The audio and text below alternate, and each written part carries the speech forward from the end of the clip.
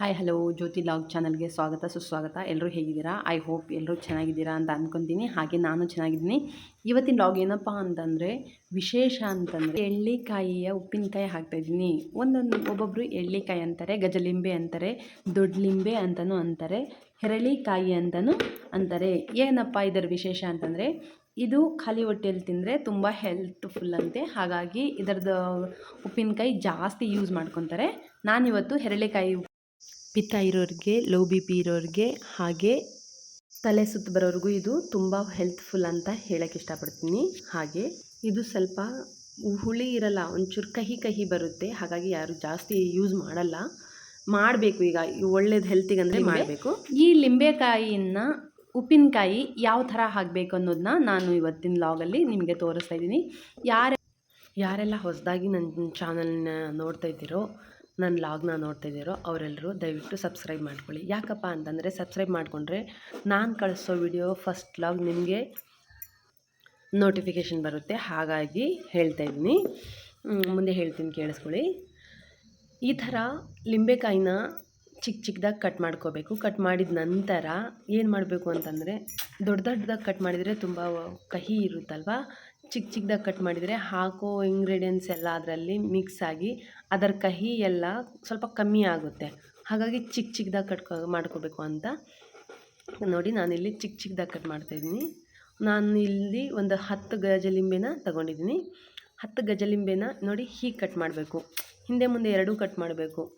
ನಾವು ಸೌತೆಕಾಯಿನ ಕಟ್ ಮಾಡಬೇಕಾದ್ರೆ ಹಿಂದೆ ಮುಂದೆ ಕಟ್ ಮಾಡ್ತೀವಿ. ಜಾಸ್ತಿ ಕಹಿ ಇರುತ್ತೆ ಹಿಂದೆ ಮುಂದೆ ಅಂಥೇಳಿ ಆ ಕಹಿನ ಕಟ್ ಮಾಡಿ ಹಾಕ್ತೀವಲ್ವ. ಹಾಗೆ ಇದನ್ನು ಸ್ವಲ್ಪ ಹಿಂದೆ ಮುಂದೆ ಕಟ್ ಮಾಡಿಬಿಟ್ಟು ಹೀಗೆ ಚಿಕ್ಕದಾಗಿ ಪೀಸ್ ಕಟ್ ಮಾಡ್ಕೋಬೇಕು. ಕಟ್ ಮಾಡಿದ ನಂತರ ಇಲ್ಲಿ ಪ್ಲಾಸ್ಟಿಕ್ ಬಾಕ್ಸಲ್ಲೇ ಹಾಕಬೇಕು, ಜಾಡಿಯಲ್ಲಿ ಹಾಕಬೇಕು, ಇಲ್ಲ ಪಿಂಗಾಣಿ ಬಟ್ಲಲ್ಲಿ ಹಾಕಬೇಕು. ಈ ನಾವು ಮಾಮೂಲಿ ಯಾವುದಾದ್ರೂ ಬಾಕ್ಸಲ್ಲಿ ಇದರಲ್ಲಿ ಅಂತ ಹಾಕಿದರೆ ಅವೆಲ್ಲ ಏನಾಗುತ್ತೆ ಗೊತ್ತಾ, ತುಕ್ಕಿಡ್ಕೊಂಡ್ಬಿಟ್ಟು ಆ ಬಾಕ್ಸಿಂದ ಇದೆಲ್ಲ ಬಿಡುತ್ತೆ. ಹಾಗಾಗಿ ನಾವು ಪ್ಲಾಸ್ಟಿಕಲ್ಲೇ ಹಾಕಬೇಕು, ಇಲ್ಲ ಅಂತಂದರೆ ಪಿಂಗಾಣಿ ಹಾಕಬೇಕು. ನಾನಿಲ್ಲಿ ಪ್ಲಾಸ್ಟಿಕ್ ಬಾಕ್ಸಲ್ಲಿ ಹಾಕ್ತಾಯಿದ್ದೀನಿ. ಯಾಕಂದರೆ ಇದು ಮಿಕ್ಸ್ ಮಾಡೋಕ್ಕೆಲ್ಲ ಚೆನ್ನಾಗಿರುತ್ತೆ, ಮೇಲೆತ್ತಿ ಒಂಚೂರು ಮಿಕ್ಸ್ ಮಾಡಿ ಇದು ಮಾಡೋಕ್ಕೆ. ಹಾಗಾಗಿ ನೋಡಿ ಇಲ್ಲಿ ನಾನು ಪ್ಲಾಸ್ಟಿಕ್ ಬಾಕ್ಸಲ್ಲಿ ಎಲ್ಲ ತುಂಬ್ಕೊಂಡ್ಬಿಟ್ಟು ಸ್ವಲ್ಪ ಮೇಲೆ ಉಪ್ಪು ಹಾಕಿಬಿಟ್ಟು ಕೈ ಹಾಕಬಾರ್ದು. ಕೈ ಹಾಕಿದರೆ ನೀರು ತಾಕಿದರೆ ಹಾಳಾಗಿಬಿಡುತ್ತೆ ಉಪ್ಪಿನಕಾಯಿ. ಹಾಗಾಗಿ ನಾನೇನು ಮಾಡಿದೆ, ಸ್ವಲ್ಪ ಉಪ್ಪು ಹಾಕಿಬಿಟ್ಟು ಚಾಕಿನಿಂದನೇ ಸ್ವಲ್ಪ ಇದು ಮಾಡಿಬಿಟ್ಟು ನಾನು ಕ್ಯಾಪ್ ಹಾಕಿಬಿಟ್ಟು ಇಟ್ಟೆ. ಒಂದಿನ ಆದಮೇಲೆ ತದನಂತರ ತೆಗೆದು ನೋಡಿದ್ರೆ ಈ ಥರ ಕಲರ್ ಬಂದಿರುತ್ತೆ ನೋಡಿ. ಗ್ರೀನಿಶ್ ಎಲ್ಲ ಹೋಗಿ ಒಂಚೂರು ಎಲ್ಲೋ ಬಂದಿದೆ, ಅಂದರೆ ಒಂಚೂರು ನೆಂದಿದೆ ಅಂತ, ಉಪ್ಪಲ್ಲಿ ನೆಂದಿದೆ ಅಂತ. ನಾನು ಇನ್ನೊಂಚೂರು ಉಪ್ಪು ಹಾಕಿಬಿಟ್ಟು ಮತ್ತೆ ಕಲಿಸ್ಬಿಟ್ಟು 2ನೇ ದಿನವೂ ಹಾಗೆ ಇಟ್ಟಿದ್ದೀನಿ. 2ನೇ ದಿನ ಇಟ್ಟಾದಮೇಲೆ ಮತ್ತೆ ತೆಗೆದು ನೋಡಿದರೆ ಆ ಗ್ರೀನಿಶ್ ಕಲರೇ ಇರಲಿಲ್ಲ. ಯಾಕಂದರೆ ಒಬ್ಬೊಬ್ಬರು ಬೇಯಿಸಿದ್ರೆ ಅದು ಉಪ್ಪಿನಕಾಯಿ ಅಂತ ಅನಿಸಲ್ಲ. ಉಪ್ಪಿನಕಾಯಿ ನೋಡಿ, ಅದರ ಹೆಸರಲ್ಲೇ ಇದೆ, ಉಪ್ಪಲ್ಲೇ ನೆಂದಿರೋದನ್ನ ಉಪ್ಪಿನಕಾಯಿ ಅಂತ ಹೇಳ್ತೀವಿ. ಏನು ಬೇಯಿಸೋದು ಏನೂ ಮಾಡಲ್ಲ ಅಲ್ವಾ. ಹಾಗಾಗಿ ನಾನಿಲ್ಲಿ ಇವತ್ತು ಬೇಯಿಸ್ತಾ ಇಲ್ಲ. 3 ದಿನ ಆದರೂ ಪರವಾಗಿಲ್ಲ, ನಾನು ಕರೆಕ್ಟಾಗಿ ಮಾಡ್ತಾಯಿದ್ದೀನಿ.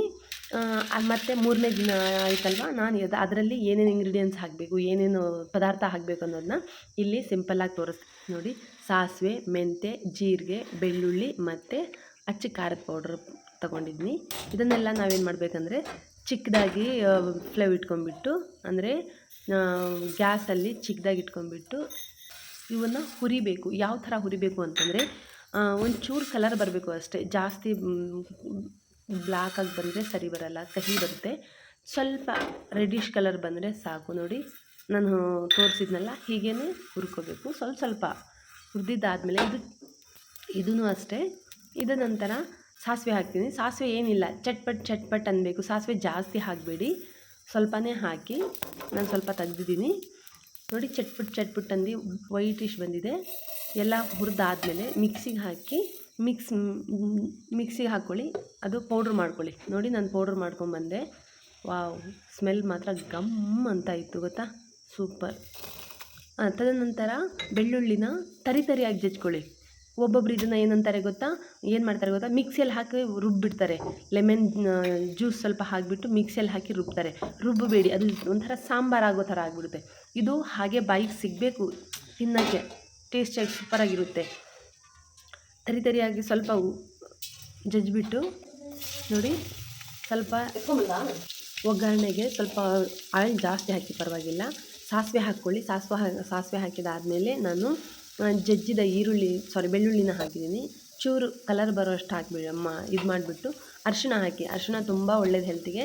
ನಾನು ಸ್ವಲ್ಪ ಹಾಕಿದ್ದೀನಿ, ಯಾಕಂದರೆ ಇನ್ನೊಂದು ಸರ್ತಿ ಸ್ವಲ್ಪ ಆಯಿಲ್ ಹಾಕೋಣ ಅಂತ ನಾನು ಸ್ವಲ್ಪನೇ ಹಾಕಿದ್ದೀನಿ. ಮತ್ತು ಅಚ್ಚ ಖಾರದ ಪೌಡ್ರ್ ಹಾಕ್ತೀನಿ. ಹೀಗೆ ಹಾಕೋದು ಕೆಳಗಡೆ ಹುರಿ ಚಿಕ್ಕದಾಗಿ ಹಾಕಿದ್ದೀನಿ, ಸ್ವಲ್ಪ ಮಿಕ್ಸ್ ಮಾಡೋವರೆಗೂ. ಆಮೇಲೆ ಆಫ್ ಮಾಡಿಬಿಡ್ತೀನಿ.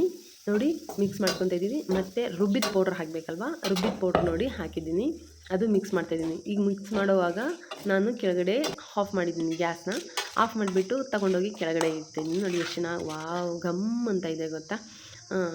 ಅದರಲ್ಲಿ ಈ ಗಜಲಿಂಬೆ ಎಲ್ಲ ನೆಂದಿದೆ ಅಲ್ವಾ, ಅದನ್ನು ನೋಡಿ ರಸನೂ ಬರ್ತಾಯಿದೆ ಅದರಲ್ಲಿ, ಎಷ್ಟು ಚೆನ್ನಾಗಿ ಬರ್ತಾಯಿದೆ ನೋಡಿ.